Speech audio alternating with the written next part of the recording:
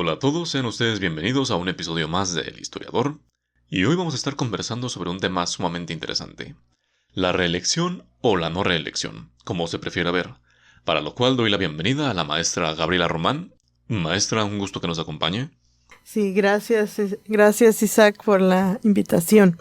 Y bueno, vamos a empezar a hablar sobre algo muy interesante en la historia de México, ¿no? La de la reelección, que hemos tenido varios presidentes que han caído en esa tentación. Y para comenzar con el tema, quisiera empezar por preguntarle, ¿por qué resulta importante la reelección? Bueno, la cuestión ahí es de la reelección, lo que implica, ¿no? Nosotros tomamos un modelo norteamericano, que ellos siempre la han permitido, la reelección incluso continua. A partir de 1950 ya no puede ser más de 2 en Estados Unidos, pero antes era las que se pudiera, imagínate. Por eso Roosevelt estuvo 3 periodos y lleva por el cuarto, nada más que falleció. Y bueno, pero además fue un gran presidente de Estados Unidos. Yo creo que él sí se ganó la confianza del pueblo norteamericano, y más en la situación de la Segunda Guerra Mundial. Pero aquí en México no. Aquí al principio había reelección, pero también había la figura de un vicepresidente. Entonces ha ido cambiando esa postura y esa, sobre todo en los riesgos que hay de que una persona se quede demasiado tiempo en la presidencia. Para empezar, van a desaparecer la figura del vicepresidente. Ya en la época incluso de Juárez mismo ya no hay un vicepresidente, y después va a entrar la controversia precisamente con Benito Juárez sobre la reelección, ¿no? Entonces él estuvo en un estado de excepción por la invasión de Francia y la guerra contra los conservadores, pero después, ya que el país se tranquilizó, pues ya no había esa, digamos, esa excusa o esa, no sé cómo llamarle, para Porfirio Díaz, ¿no? Él ya no podía argumentar una situación de excepción, porque el país ya había estado o estaba más o menos tranquilo. Entonces, bueno, se hizo aliado de Manuel González. Entonces le pasó la presidencia en 1880 y después regresó en 1884, porque la Constitución de 1857 pues realmente sí permitía la reelección, aunque no fuera en un periodo inmediato. Entonces eso le facilitó a Díaz volver a la presidencia, y a partir de ahí empezar a ver cómo iba a repetir, hacia quedarse con la presidencia, hasta que logró cambiarla definitivamente la Constitución para que ya fuera indefinida, ¿no? Entonces imagínate que ese es el origen de la Revolución de 1910, ¿no? De la oposición. Pues ahora ya nos brinda un breve panorama, sobre todo del segundo lustro de México, del México decimonónico, con Juárez y Díaz, pero la Constitución de 1824, nuestra primera Constitución, ¿aborda algo al respecto? No, eso sí se podía, la reelección. Es que eso, conforme avanzó el siglo XIX, fue cuando se empezaron a dar cuenta que sí era un riesgo de que se quedara una persona en la presidencia mucho tiempo. Claro, en el caso de Santa Anna no necesariamente fue así, porque podemos pensar ahora que él se religió de la manera en que lo hizo Juárez, por ejemplo, después Díaz, con un proceso electoral, aunque no abierto, porque no votaba todo el mundo en esa época. No era el voto como lo hacemos ahora, sino eran como colegios electorales. Es que es el modelo norteamericano. Allá sigue siendo así. Vota primero la población y después los colegios electorales son los que realmente deciden quién gana y quién pierde. Aquí en México fue así durante muchos años, hasta la Revolución propiamente, ¿no? Entonces, desde el 24 se contempló esa figura, pero después, con la experiencia de Santa Anna, que él no necesitó ni siquiera elecciones para estar en la presidencia muchísimos años, porque además empezó a estilarse la cuestión esta de los golpes de Estado. los famosos planes que lanzaban los generales más importantes del ejército mexicano para hacerse de la presidencia. Así fue como llegó Santa Anna la primera vez, ¿no? Con un plan para desconocer al presidente que estaba legítimamente elegido. Y después lo siguió utilizando y fue la herramienta, se hizo parte de la cultura política en México, la cuestión de los golpes de Estado a través de estos planes políticos, ¿no? Que el mismo Díaz llegó así a la presidencia con el plan de Tuxtepec, pues era parte de esa cultura política que había nacido en los años de Santa Anna, ¿no? En 1830 más o menos. Entonces, bueno, ahora la cuestión es que precisamente para evitar lo de Díaz, primero lo de Juárez, que también eso le costó problemas a Juárez, y Díaz mismo era el que se oponía, ¿no? Era el que su principal opositor a Juárez era Díaz, y después Díaz salió peor que Juárez, ¿no? Se religió eternamente, ya después eran 6 reelecciones, o sea, ya dices, era ya hasta una burla, ¿no? Para el pueblo de México, lo que él estaba haciendo. Entonces entiendes la oposición de Madero a esas reelecciones continuas, y sobre todo haber cambiado la Constitución a modo para que él pudiera reelegirse, digamos, y legitimarse, pues, ante la cuestión jurídica, política, pero no ante el pueblo de México. Evidentemente ya no. O sea, ya era totalmente descarado lo que estaba haciendo, ¿no? Al final. Y ahorita menciona cómo es que los generales, pues, cuando querían acceder al poder, simplemente lanzaban un plan y se levantaban en armas. En realidad lo que menciona me recuerda mucho a esta frase del Rey Viejo de Fernando Benítez, donde dice que levantarse en armas es un eufemismo centenario con el que se designa la traición en México. Y además, menciona algo que me parece interesantísimo. Aborda a Santa Anna. Podríamos considerar que existe un periodo, así como existió el porfirismo, una época del santanismo. Sí, bueno, lo hemos visto en historiografía. La historiografía mexicana ha sido muy renuente a reconocer a un periodo propiamente santanista como lo reconoce con Porfirio, pero yo creo que sí se puede llamar un periodo entre 1829 y 1853, un periodo de Santa Anna. Porque porque en esa época todavía existía la figura del vicepresidente, aunque Gómez Farías fuera su vicepresidente, el que realmente mandaba era él. Y luego se iba y volvía. O sea, es una cuestión hasta cierto punto muy cínica, ¿no? Por parte de Santa Anna, como que dejaba encargado el changarro y se iba un rato y regresaba, o se le ponía fea la cosa con otros grupos militares de generales que lo querían tumbar o que lo llegaron a tumbar, y se fue al exilio y luego regresó, y luego la guerra con Estados Unidos. O sea, ahí nada más en ese periodo de Santa Anna, quizá el único presidente que elegido y que aguantó su periodo completo, que bueno, no, en ese aspecto no es diferente, fue el general, me refiero a que fue un militar, porque no se podía esperar que fuera un civil, es José María de Herrera. Él, después de la guerra con Estados Unidos, fue el primer presidente después de la pérdida del territorio, entró en 1848, ya que se había firmado el tratado, y duró sus 4 años. Pero otra vez le dieron un golpe de estado, otra vez ahí Lucas Alamán moviendo los hilos otra vez, en lugar de dejarlo que se reeligiera y que continuara el proyecto que tenía, que no era tan malo, pues le puso otra vez en la zancadilla y le metió el pie y se cayó el general, y volvió a Santa Anna. O sea, volvieron a traerlo por última vez, y fue cuando ya el grupo liberal, harto de esa ficción que había, ¿no? En los gobiernos de Santa Anna, porque además era bastante extraño cómo gobernaba él, muy estrafalario, digamos, y se la pasaba en los gallos, entonces, porque además era gallero. O sea, yo siempre he dicho que Santa Anna, si hubiera escrito ahora como en Wikipedia, ¿no? Que te piden tus datos, hubiera puesto, de profesión gallero y mi hobby es ser presidente de México, ¿no? Así hubiera quedado su ficha en Wikipedia, porque así era lo que hacía realmente. Y para ir concluyendo con el periodo del santanismo, quisiera preguntarle, ¿fue Santa Anna un mal necesario? ¿De verdad fue tan indispensable como muchos de sus contemporáneos lo consideraron? ¿Qué opinión tiene al respecto? No, yo pienso que no era indispensable, realmente fue la falta de capacidad de las instituciones mexicanas para funcionar. O sea, las instituciones existían en el papel.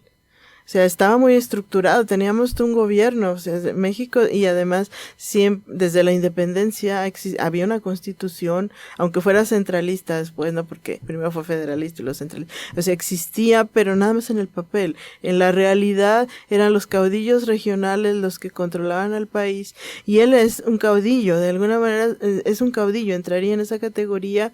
Entonces, sí, es un caudillo militar que se supo, pues, acomodar a la situación y sobre todo ante la debilidad también del ejército mexicano para hacer frente a estas invasiones, primero de España, que reintenta reconquistar México, luego de Francia y luego Estados Unidos. Pues él empezó a hacerse necesario, diríamos de alguna manera, porque era un tipo carismático, pero en el sentido de que el gobierno federal era un desastre. Si no, si hubiera funcionado mejor el Estado mexicano y el ejército, esas figuras no hubieran sido posibles en México, claro que no. Digamos que era el menos peor, como dicen en mi rancho. Sí, y quizás sí sea esa al menos peor, y también el que tenía más relaciones con los generales, porque no solo era él, era un grupo. Acuérdate, los militares tienen siempre sus intereses de grupo. Entonces él era el que daba la cara, diríamos, y llegaba a la presidencia, hasta que otro se enojaba con él y empezaba a hacerle la guerra a través de unir a los generales que a lo mejor no les había ido muy bien con él y lo tumbaban. Y así se la pasó México durante 60 años. Entonces sí, y claro, el que pagó el pato pues fue el pueblo, la población fue la que pagó todo esto, ¿no? Y en verdad que parecía un hito cuando algún presidente lograba culminar su periodo. Un año completo ya era ganancia. ¿Qué otras cosas suceden? ¿Cómo es que termina el periodo de Santa Anna? No, bueno, acuérdate, en 53, 54 se va a Santa Anna, le dan el golpe bueno, también Juan Álvarez, el otro caudillo de la insurgencia, lo desconoce y en el plan de que él manejó, también lo derroca, pero él no se quiso quedar con la presidencia.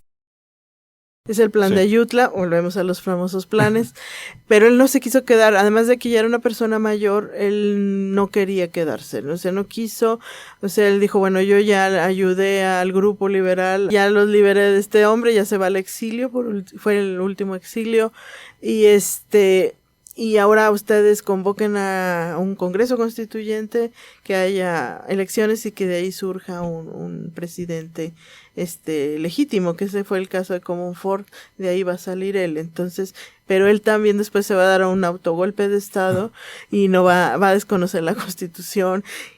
Entonces ahí, ¿quién entró? Pues fue como llegó Benito Juárez a la presidencia, porque la Constitución de ese momento decía que como no había un vicepresidente, como no lo tenemos ya, era el presidente de la Suprema Corte el que tenía que tomar el lugar para convocar elecciones y que surgiera un presidente. Y así fue como llegó Benito Juárez a la presidencia, y ahí se va a quedar porque se le va a atravesar la guerra. Entonces se va a poder reelegir hasta que empiecen a cuestionarle precisamente la reelección, ¿no?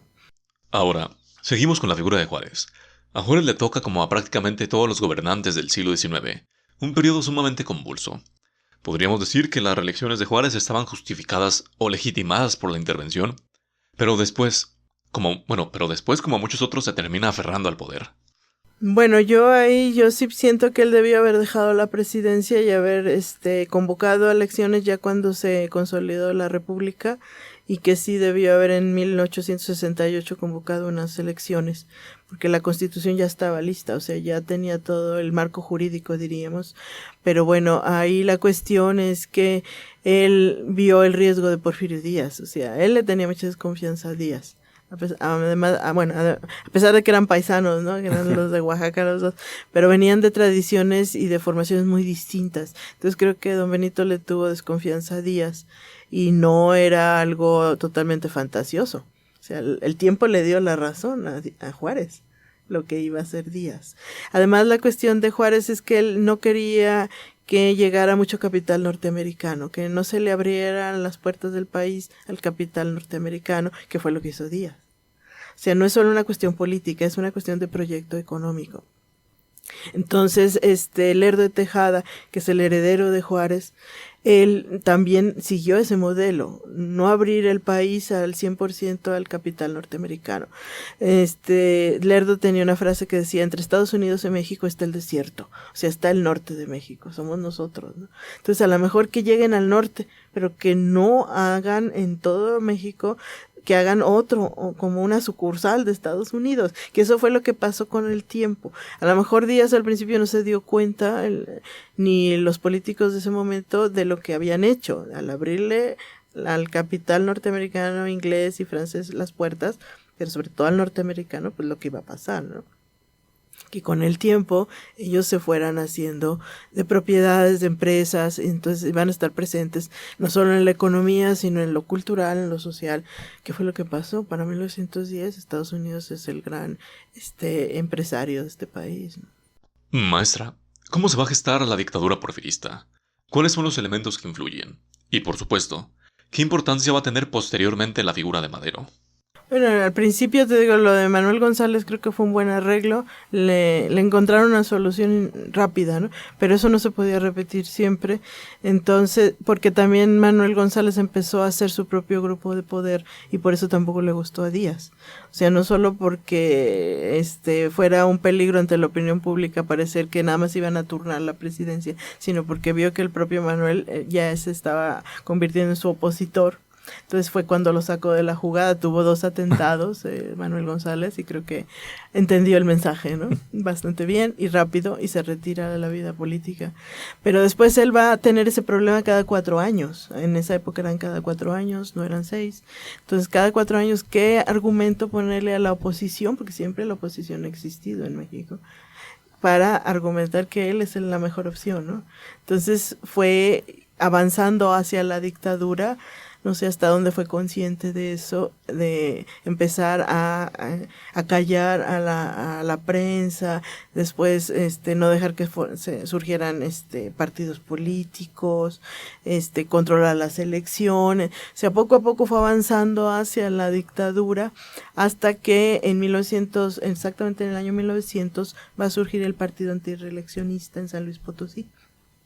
San Luis Potosí tiene esa tradición democrática, no de ahora, o sea, no con el doctor Nava en los años 60 del siglo XX, sino es mucho más antigua, de un liberalismo hasta cierto punto moderado, pero bueno, muy democrático, de 1900. Entonces, a partir de ese partido va a ser realmente el camino hacia la democracia de Madero en 1910, pero también que Díaz vaya a empezar cada vez a reprimir más y más a la oposición hasta llegar a tener una policía secreta para controlar a los opositores. O sea, sí, él va hacia la dictadura y México hacia la democracia, el pueblo de México, ¿no? Sobre todo la gente de las ciudades. En el ámbito urbano es donde se va a empezar a armar la oposición, hasta que llega Madero con este librito de la sucesión presidencial en 1910, que creo que es como que realmente donde se va a armar ya el partido antirreeleccionista,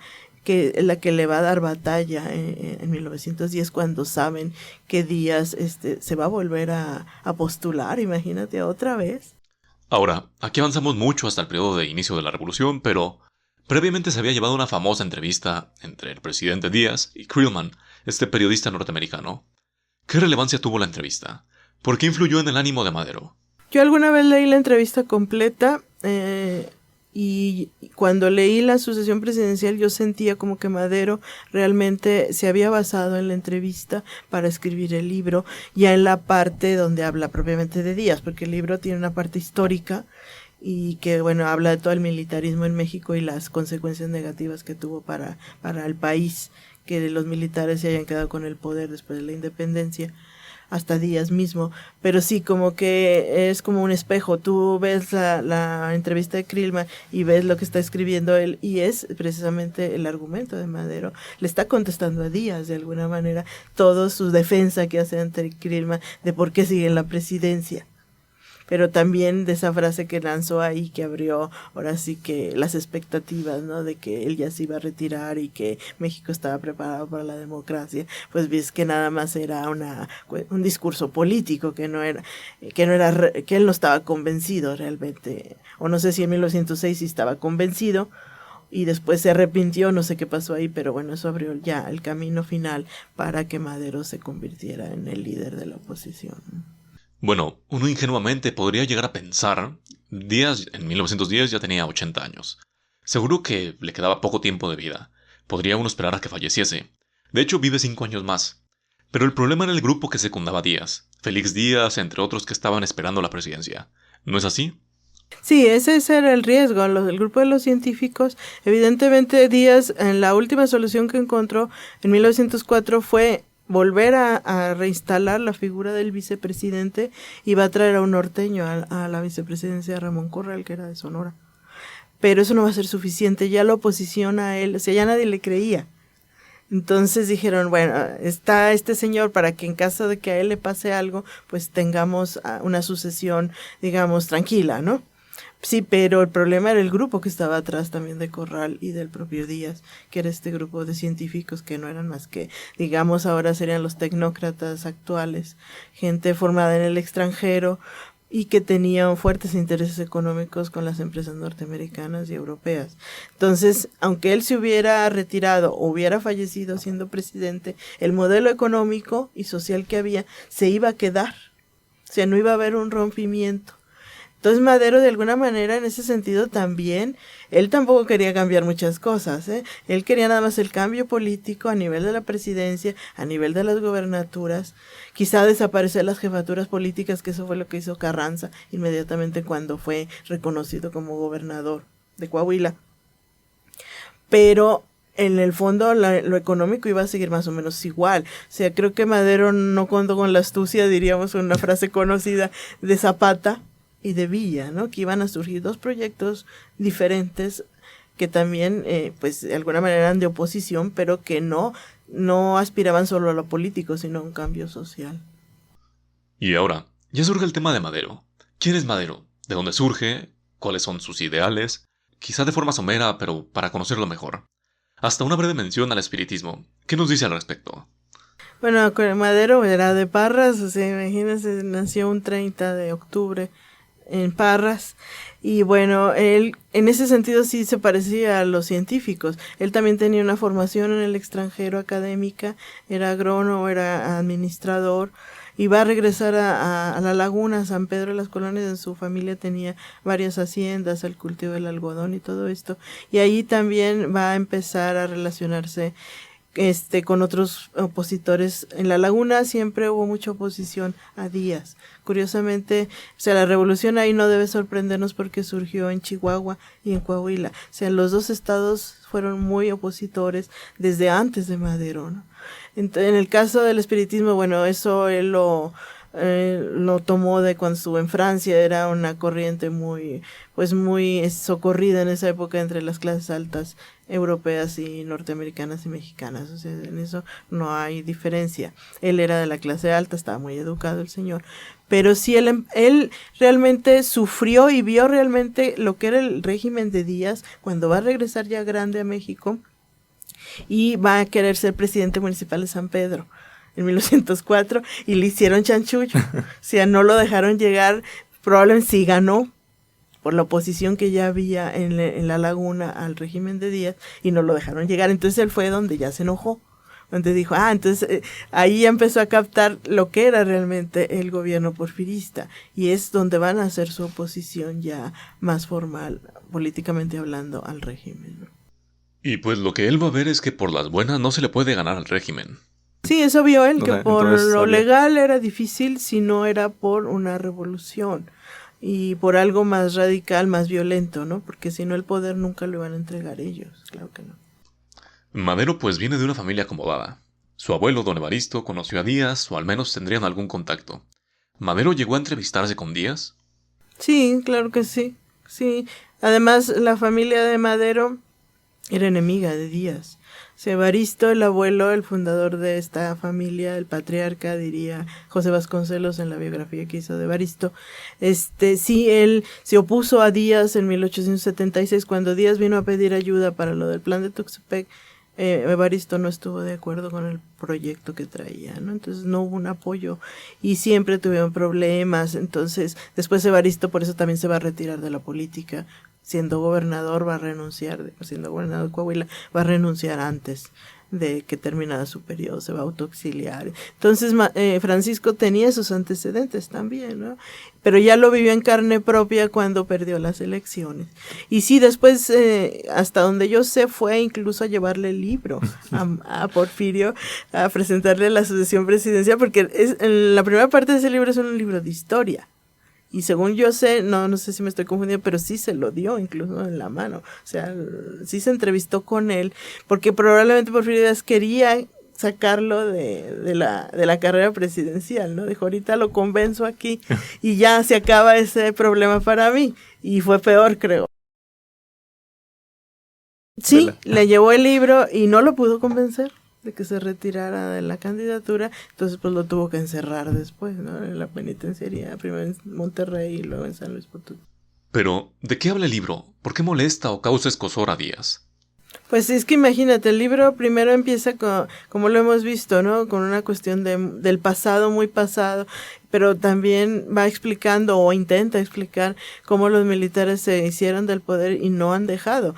Pues el primer aludido ahí es el propio presidente, él era un militar, ¿no? Entonces, hubiera sido un civil, pues a lo mejor, pues ni modo, ¿verdad? Era parte de la historia de México, pero yo creo que la alusión era muy directa. O sea, a lo mejor muy bien estructurado y muy bien escrito y muy elegante, pero al final el golpe era para él, ¿no? Ya desde el mismo título puede ser un libro que seguramente Díaz habrá dicho, ah, caray. Sí, era muy provocador la sucesión presidencial, porque otra vez en 1910 él va a tener que decidir, o iba a tener que decidir y cumplir su palabra de lo que le había dicho a Crilma, o retractarse, que fue lo que hizo, y volverse a convocar, a proponer como candidato, que fue lo que hizo. Y bueno, pues fue el peor error de su carrera política, ¿no? ¿Nos podría dar una introducción al inicio de la revolución, un preámbulo, para terminar in media res? Sabemos que encarcelan a Madero, se lanza el plan de San Luis. ¿Qué pasa después? Bueno, lo tuvieron preso a él y luego, finalmente se va a escapar, se va a ir a San Antonio, Texas, y ahí va a redactar el plan de San Luis. Volvemos a los planes que ya habíamos mencionado en la tradición política en México. Y después, bueno, va a empezar la revolución, o sea, la convocatoria la van a apoyar muy pocos al principio, pero sí, finalmente sí hubo quien oyera el llamado a que el 20 de noviembre a las 6 de la tarde, que además era domingo, se levantaran contra el régimen de Díaz. Bueno, sí hubo unos cuantos que a lo mejor en ese momento a los generales que tenía Díaz en el norte les sonó a gracioso, ¿no? Algo como que unos cuantos fulanos ahí desconociendo al régimen, ¿no? Pero finalmente fue creciendo la oposición hasta que pues lograron la renuncia de Díaz en mayo de 1911. Y lo importante es que luego, siendo ya electo Madero presidente y que toma posesión en noviembre de 1911, lo primero que va a cambiar el Congreso revolucionario ya, claro, habría más de un porfirista ahí colado todavía, va a ser el artículo de la reelección. Precisamente van a cambiar otra vez a la no reelección, porque pues tenían que ser coherentes con el lema de sufragio efectivo, que fue sufragio efectivo, no reelección. Pues evidentemente tenían que ser coherentes con eso. Entonces el primer cambio de la Constitución, o sea, nada más fue volver un poco a la del 57, era prohibir la reelección, ¿no? Porque esa era otra cosa que los liberales más radicales acusaban a Díaz de haber traicionado a la Constitución y a los ideales que tenía esa Constitución de 1857, que además a México pues le había costado muchísimas vidas, ¿no? Entonces a él también lo veían como traidor en ese sentido, no solo por la cuestión de que Estados Unidos hubiera venido aquí a ocupar los espacios, sino haber él mismo traicionado la Constitución que había defendido. Entonces es eso. Y hoy precisamente fue un 27 de noviembre de 1911 cuando el Congreso modificó ese artículo, que fue el primero que cambiaron los revolucionarios, ¿no? Eso es algo interesante.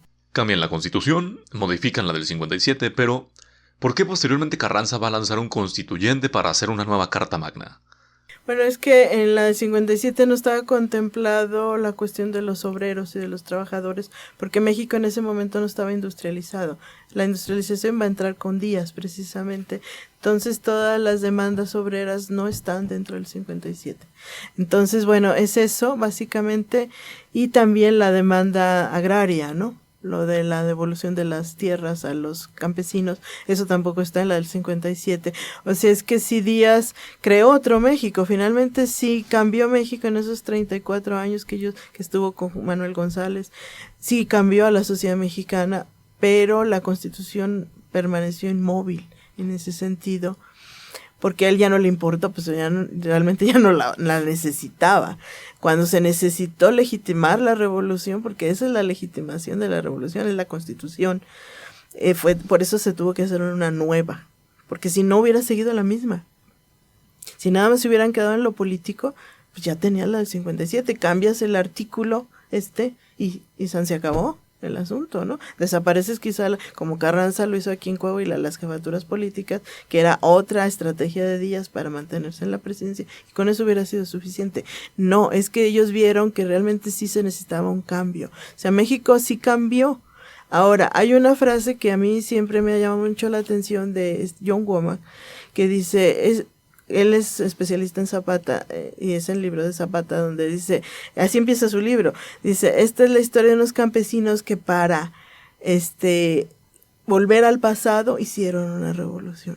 ¿Y qué es el pasado? O sea, es volver a la época colonial, donde los campesinos indígenas tenían sus comunidades, cosa que cambió con el liberalismo, ¿no? De la época de Juárez, precisamente. Entonces es como una paradoja, hacer una revolución para volver al pasado. No solo los campesinos, sino la sociedad mexicana optó por volver al pasado en ese sentido. Los grandes afortunados de todo esto fueron los obreros. Ellos sí no eran del pasado porque eso no existía en la época colonial, ni en el siglo XIX, pero en el siglo XX sí. Entonces sí, también había que darle seguridad jurídica y social a los trabajadores, y eso lo captó muy bien Carranza, ¿no? Gran libro que menciona el de John Womack, por si lo desean leer. Maestra, ¿alguna conclusión que nos quiera dar sobre la Constitución y el Estado post-revolucionario? No, bueno, es que acuérdate, la Constitución es la base y después se hacen las leyes secundarias. A lo mejor a Carranza ya no le iba a alcanzar para hacer las leyes secundarias y llevar a cabo todo el poder que le había dado al Estado esa Constitución, porque eso es algo también interesante. La revolución lo que va a crear es un Estado muy centralizado y muy fuerte, cosa que los liberales siempre habían sido opositores a eso, porque un Estado centralizado y muy fuerte se parecía más a la colonia que al Estado liberal decimonónico, pero eso los revolucionarios también lo entendieron, que el Estado mexicano, o sea, el gobierno federal tenía que tener una presencia grande y fuerte, pero eso no le iba a alcanzar a Carranza, sino a los siguientes presidentes, que fue lo que pasó. Él ya no lo vio, evidentemente ya no, pero la Constitución les dio la base para las leyes secundarias y para la implementación de todas las reformas que va a hacer Calles, y primero Obregón, Calles y el propio Cárdenas. Sí hubo un cambio. O sea, Womack tiene razón en esa frase, ¿no? Volvimos al pasado para retomar el país, para que México volviera a ser México, pues otra vez, ¿no? Para despedirnos, cuando se habla de la revolución, considero que hay un personaje descollante, que es Madero, y a la par o a su mismo nivel, Carranza, Zapata y Villa. ¿Cómo se pueden entender? ¿Hubo uno más importante que el otro? Pues yo la verdad no estoy segura de que haya sido uno solo, fue un grupo, esta generación que había nacido y crecido con el porfiriato y que vieron todas las limitaciones que tenía el régimen porfirista y que se opusieron a él. Entonces todos aportaron algo, ¿no? Unos la cuestión agraria, otros la cuestión política, otros, en el caso de Carranza, bueno, la misma política exterior, ¿no? La doctrina Estrada, y Madero lo de la democracia, o sea, fue como que un grupo el que hizo la revolución. Claro, después se enfrentaron entre ellos militarmente hablando, y unos van a ganar y otros van a perder, pero finalmente en la Constitución sí quedó plasmado mucho de las aspiraciones de todos.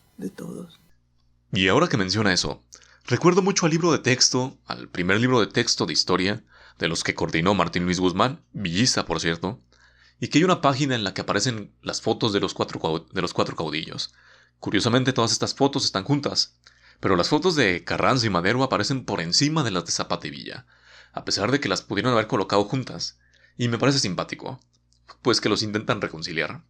Colocan incluso una imagen de Lenin abajo, como hermanando a la Revolución Mexicana y a la Revolución Rusa. Bueno, hay que ver que en esos libros ya están hechos 50, 60 años después, cuando la revolución ya triunfó, ya es el régimen, pues, del país, ¿no? O sea, ya es la revolución triunfante, consolidada, que ya tiene hasta una historiografía, tiene todo un discurso político, ideológico, ya muy cimentado, sobre todo en los años 60, antes de precisamente de que inicie la oposición, ahora sí, al régimen revolucionario, a partir de todas las huelgas y todos los movimientos de estudiantes y todo eso, ¿no? Entonces, Martín Luis Guzmán, hay que contextualizar el libro en esa época, es antes del inicio de la oposición, ahora hacia la revolución, ¿no? Que se dio en México a partir de los años 60. Entonces hay que entenderlo así, pero bueno, él es villista, él viene de hecho escribió la biografía de Villa, es de él, ¿no? Entonces, él sí tuvo mucha visión política, solo que yo siento que no lo dejaron avanzar políticamente hablando. Incluso haber llegado a ser candidato a la presidencia, ¿no? Que hubiera llegado a ser presidente, porque era un tipo muy listo, muy inteligente y como que supo captar, como que tenía buen olfato político. Y es un personaje ya muy olvidado ahora dentro de los historiadores, pero sí es un personaje interesante. Les agradezco a los que hayan llegado hasta aquí, maestra, igual, muchas gracias. Gracias, hasta luego. Y hasta la próxima.